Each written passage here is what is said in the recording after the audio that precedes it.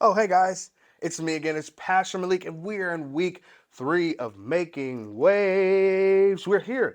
We're here in the summer. I know that some people are on vacation, but if you can find this on YouTube, please do. So, this week we are talking about 1 Samuel chapter 25 with Abigail, and she intervenes and she helps David, right? The question of the week will be coming up later, but here's the bottom line: you can help others make peace, right? So, we're going to do some worship. We're going to have some fun. And guess what? Hey, we're going to watch the so and so show. So we love you guys. We're going to be right back. See you later.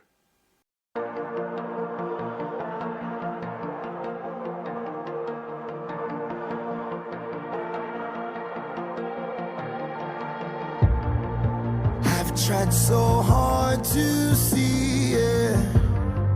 Took me so long to believe it, that you choose someone like me to carry your victory. Perfection could never earn it. You give what we don't deserve, and you take the broken things and raise them to glory. You are my champion. Giants fall when you stand undefeated. Every battle you've won. I am who you say I am. You crown me with confidence. I am seated in the heavenly place, undefeated, with the one who has conquered it all. Yeah. Now I can finally see it. You're teaching me how to receive it. So let all the striving cease. Oh, this is my victory. You are my champion. Oh, giants fall when you stand undefeated. Every battle you won.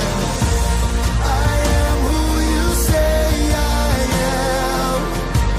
You crown me with confidence. I am seated in the heavenly place, undefeated, with the one who has conquered it all. When I lift my voice and shout, every wall comes crashing down. I have the authority Jesus has given me.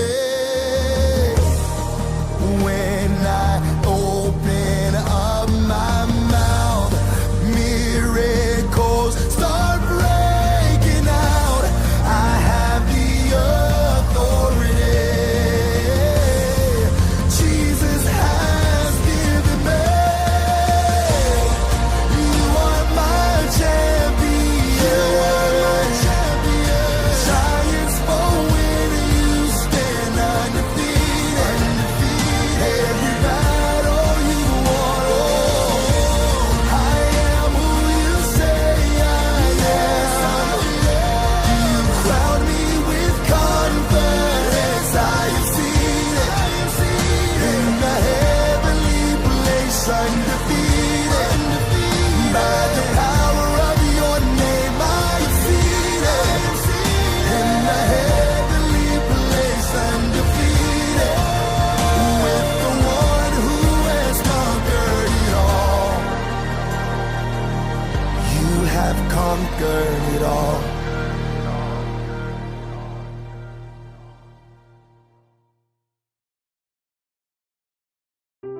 The Bible. It's 66 books of history, stories, letters, and poetry that fit together to form God's one big story. The epic adventure of how He created us and loves us so much that He made a way to rescue us. As we travel through the Bible, from Genesis to Revelation, we discover people who met God and found their lives changed forever. Now, for an amazing story inspired by the book of 1 Samuel, chapter 25, verses 1 through 35. Near the town of Carmel lived a wealthy man named Nabal. Money, money, money, always sunny, yeah, in a rich man's world, woo! The world was not so sunny for anyone who had to be near Nabal, like his servants. Our boss's picture is right here in the dictionary beside foolish person. See? Nabal was also terribly rude. You, bring me another leg of mutton. What's wrong with this one? It's touching those peas. But you asked for peas. I asked for tea, you blockhead. I shall dump these peas on your noggin. But unlike Nabal, Abigail, his wife, had a clear mind and a wise heart. She kept a close eye on her husband's estate and did her best to keep him from destroying their lives with his quick temper. Tell me, how was the flock this season? Have we lost any sheep to raiders? Not a one, my lady. But last season our sheep were attacked by robbers a dozen times. We've had protection. Protection? How? David and his men have been camping nearby. As long as they've stayed near our flocks, they've kept us and the sheep from any harm. Very good. I've heard some say David will be king in Saul's place. Has Nabal thanked David for his help? Give thanks. Nabal? That was very funny, my lady. I'll consider the matter. Let me know if anything changes. The time for sheep shearing neared, and Nabal ordered a grand party to celebrate. Music, drink, mutton, bread, cakes, raisins. Are you writing this down? Yes, sir. But no peas. No peas. As Nabal ordered the festivities, 10 young men arrived to bring a message from David. That outlaw, what does he want? David says, "May you live long and everything go well for you." Only what I deserve. He says, "I hear that you are clipping the wool off your sheep. When your shepherds were with us, we treated them well. The whole time they were at Carmel, nothing that belonged to them was stolen. Please be kind to my men. Please give us anything you can find for us."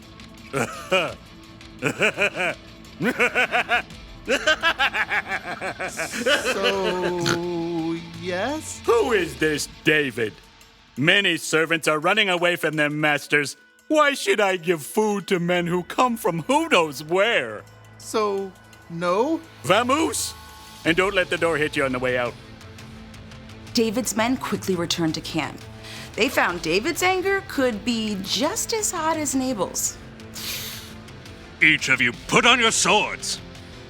In a short time, David and 400 of his men were marching up the mountain to confront Nabal. Word spread quickly. A servant raced to find Abigail.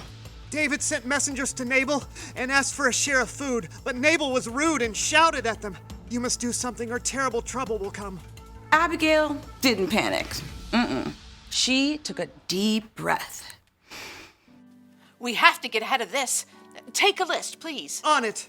200 loaves of bread, 200 bottles of wine, 5 sheep, a bushel of grain, 100 raisin cakes, and 200 cakes of pressed figs. Any peas? No peas. Save those for Nabal. What else? Load it all on donkeys and start down the mountain. I'll follow. As David and his men quickly climbed the mountain, the caravan of donkeys and gifts made its way down the steep road. David's anger grew as he neared the mountain estate. He gripped his sword tightly. Everything we've done hasn't been worth a thing. I watched over this fellow's property, but he paid me back evil for good. I won't leave one of his men alive. What's this? Donkeys? And looks like food for a feast? At the back of the caravan, Abigail could see David as they met the donkeys. She took a deep breath, hopped off the donkey, and ran forward, throwing herself to the ground at David's feet. Pardon your servant, sir. Please don't pay any attention to that evil man, Nabal. He's always doing foolish things. But now the Lord has kept you from using your own hands to get even. I've brought a gift for you and the men who follow you. Abigail dared to look up. David was watching her closely. The Lord your God will give you a kingdom that will last. That's because you fight the Lord's battles. He'll appoint you ruler over Israel. When that happens, you won't have to worry about how you killed people without any reason. The Lord your God will give you success. When that happens, please remember me. Slowly, David nodded. He removed his hand from the hilt of his sword and reached down to help her up. Give praise to the Lord. He has sent you today to find me. You have shown a lot of good sense and kept me from using my own hands to get even. He has kept me from harming you. Prepare a feast for your men. You've earned every bit of it. Go home in peace. David accepted the gift and turned back instead of facing down Nabal. Abigail returned home to find her husband holding his giant party. Nabal, I've made peace. Peace? Ugh, hate him. Woo-hoo-hoo. Though David didn't kill him, Nabal soon met a dreadful end. Abigail and her entire household were saved because she chose to get creative and make peace.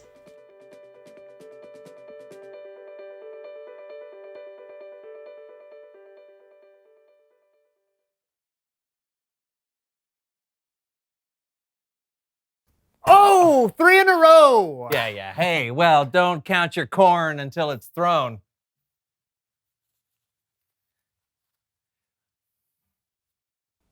Oh, yeah, that's how you throw the corn. That's how you throw the corn. Simmer That's how you throw the down corn. now. Okay. Simmer down. Okay. Ooh, I got you now. Okay. Well done. Well done. But are you ready for this? Oh,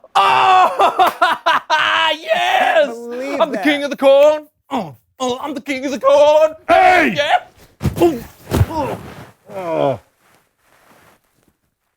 How do you like it?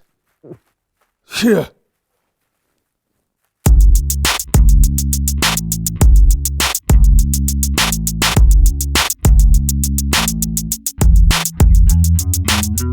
Welcome to the So-and-So Show. I'm Brandon. And I'm John, and today we'll be making waves right here in the middle of my basement. Because you don't need to be somewhere special in the world to make a difference. Oh, no, not at all. You can do it anywhere, anytime. You know how sometimes people have special sporting events to raise money for those in need? Well, that's what we're going to do today. Yeah, John and I have set up a 9-hole miniature golf course in here for our first annual Putting for Change Miniature Golf Invitational. Here's how it works. For each round, we'll try and putt a golf ball into a hole. The person who hits the ball in the hole with the fewest number of shots wins the round. The loser of each round has to put some change into this jar. At the end of the tournament, everything in the jar will be given away to help change the world. Ooh, that sounds great. Let the games begin. Yes! So here we are at hole number 1. It's a standard par 3 through the tube or around the clown type of hole. I'm going to hit it around the clown because the tube never works for me. And make sure you watch out for the squirrel head at the end. That guy is nuts. I'll tee off first. John lines up the shot. It's a pretty straight shot despite the obstacles. Will he get a birdie? Or will he choke, leaving the door open for the far superior golfer? You do realize I can hear you, right? I thought it would add to the overall feel of the tournament. Well, it doesn't. Wow. Not bad. Yeah. You're in a bind now, though. I am. 2. Oh! 2. Beat that, huh? Yeah, 2. Okay, I will.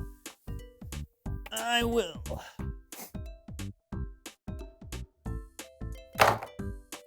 Oh! You know what beats 2? Yeah. 1. Okay, Hole in fine. one. Yeah, great Hole job. in Great one. job using the tube. Hole and you Yeah, win a well- trip to the change jar. Sure. I got change right here. All Okay, right. here I love that jingle. we go. Boom. There you go. Great right. job, Brandon. Woo! Hole number 2. All right. Hole number 2. Over the water, through the woods, past grandmother's house to victory.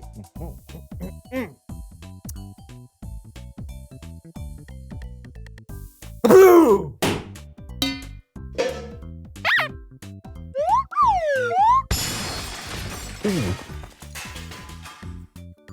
You all right? Yeah. Need a tissue? No, I'm fine. Sure. Yeah. Oh, is it my turn? Yeah. Oh. Okay. It's weird.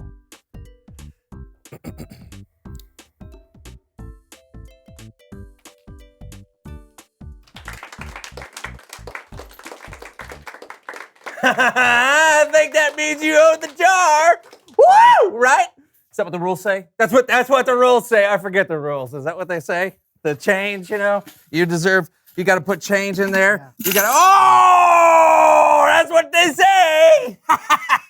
It's on now. Oh, yeah? Yeah. Come on. Bring it. Montage. Bring it.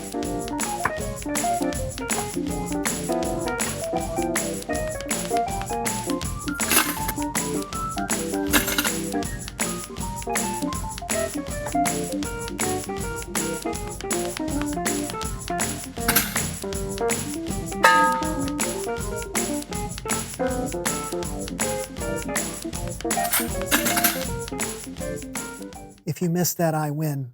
I remember.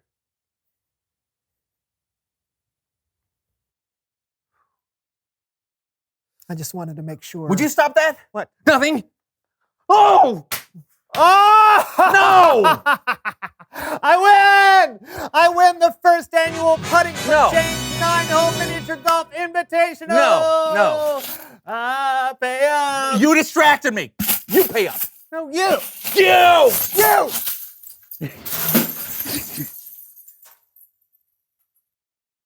Look what Our you jar did. of change. I won. You sit on fair a and golf cart square. of lies. No, I No, don't. you distracted me. I did not. Guys, Hey, I'll show Guys. you how to putt. You know what I think it's time for? Bible story time with Kellen. That's right.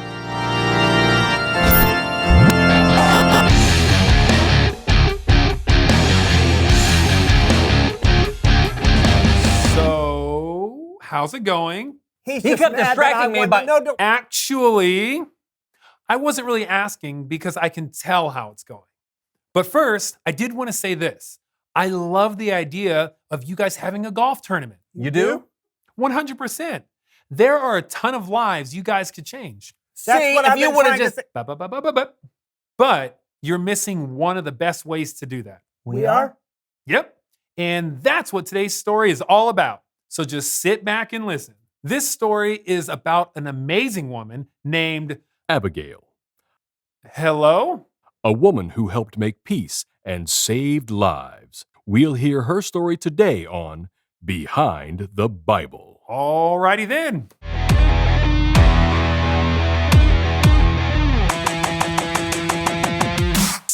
Right. So the story of Abigail actually begins with, King David. well, he wasn't a king yet. I know that. I'm the narrator. I just wanted to make sure.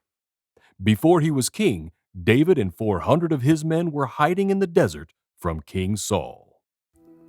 Living in the desert is not fun. It's burning hot.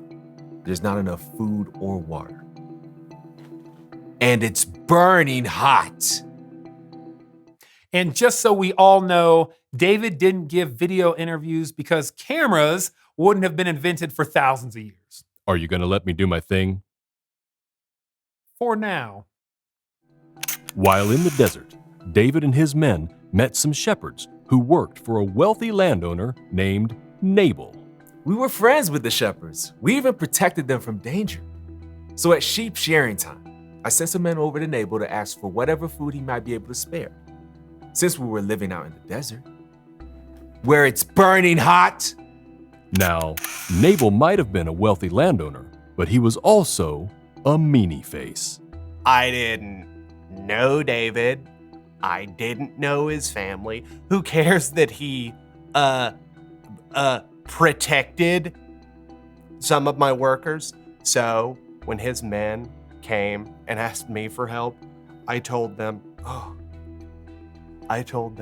why should I give what's mine to people I don't even know? When David found out how Nabal responded, he was very angry. Yeah, I was pretty mad. I think I said something like, "May God punish me greatly if I don't get revenge." So yeah, I was ticked. This is where Abigail comes into the story. She was Nabal's wife. I was getting to that. I know, but I like helping. When Abigail heard how angry her husband had made David, she jumped straight into action. I mean, what was I supposed to do? David had 400 men, and he wanted revenge against my husband. So I loaded up bread, meat, wine, fig, and raisin cakes, and I took them to David. When I saw him, I bowed down and I said, "Please pay no attention to that wicked man, Nabal. His name means fool. He's always doing foolish things. I'm sorry." Then she said to me, "The Lord has kept you from using your own hands to get even. Someday, the Lord will appoint you ruler over Israel. When that happens, you won't have to worry about how you got revenge without any reason." That was exactly what I needed to hear. Abigail's words brought peace. And the raisin cakes didn't hurt either. Abigail changed the whole story. She stepped into a bad situation that she didn't even start and helped make peace. Abigail changed the whole story. She stepped into a bad situation. I already said that. Oh, man. Meanie face. Sorry, let's make peace. Fine. This has been Behind the Bible. Wow, that makes me feel Silly? Yeah. Me too. Hey, we all get caught up sometimes, like when you're in a competitive game or when someone feels like they've been wronged. Those feelings are real and that's okay. But how we deal with those feelings, that's what's important. Making peace isn't always easy, but if you've put your trust in Jesus, God gives the Holy Spirit to help. I'm sorry, John. I was being distracting on purpose. And I'm sorry that I was being a meanie face. Well, I guess we ruined the first annual Putting for Change 9-hole miniature golf invitational. Are you kidding? I told you, I love the idea. You guys can change lives, especially when you learn how to make peace and spread that peace to others. And you know what? I'm going to be your first sponsor. You will? Yep, which means much better. I'll see you guys. Reveal the question. What are some ways to make peace? Well, saying you're sorry can help. Or talking about what's wrong? Yeah, maybe you could try and look at things from other people's point of view. Yeah, and remember, you can be a peacemaker even if you're not the one in the argument. Yeah, totally. Hey, you want to play another few rounds? You bet. We'll see you next week for a brand new show. See ya! Oh! Here. Chicken. Chicken in the can. Empty the pens. I'm gonna make this. No, those are the obstacles. Oh, I see. Oh! Not even close. Oh, man. You want to try? Blame it on the chicken. Yeah, Yeah. I do want to try. Here we go. All right. Oh, you're gonna do the old pool cue. Whoa! Woo! Yes! Thank you. Thank you. Thank We're you. all Thank done. you. Thank you. Do you have any change? Good night, everybody.